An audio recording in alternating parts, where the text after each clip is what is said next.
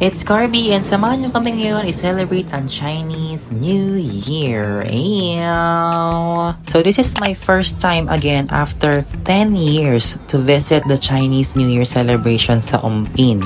And believe it or not, this is also the first time na ma-experience ni Jowa ang ganitong celebration. Nakakapagtaka kasi may lahi silang Chinese. And speaking of first time, this is my first time also na makigulo doon sa pamimigay ng mga Chinese sa kanilang mga float at mga akatuwa, no? Naka-experience din ako for the first time.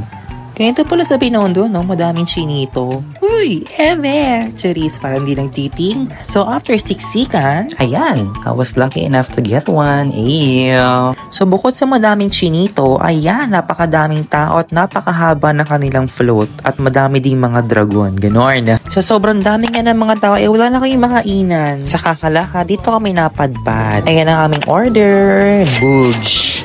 And syempre, dapat may drinks. At ang hatol lang in-check. At dahil medyo na-hype na kami sa pagkain, lumapit kami sa katabi. Favorite ni Jowa ang kikiam kaya yun ang in-order namin. And ayan na, let's go, tikman na natin yan. O ano naman ang hatol mo, bakla? Ang arte ni bakla. Anyways, dumaan kami sa simbahan para magdasal. And so first time talaga ako sa dami ng tao. Hindi ko na rin pinalampas na mag-manifest sa dragon. I don't know kung tama yung ginawa ko pero no bashing na lang please, just. And papunta kami ngayon sa Art of Friendship. Try lang din mag-moment, ganon. Saka medyo maluwag pa dito.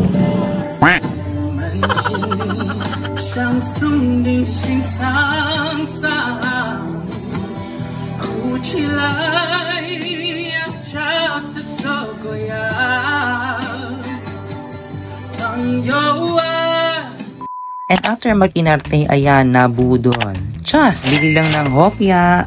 Saka dalawang fish dip. And more lakad. At first time ko pala dito sa may Esplanade. So, ayan, maganda pala siya. And ayoko na ipilit tong voice over na to. Just. You know,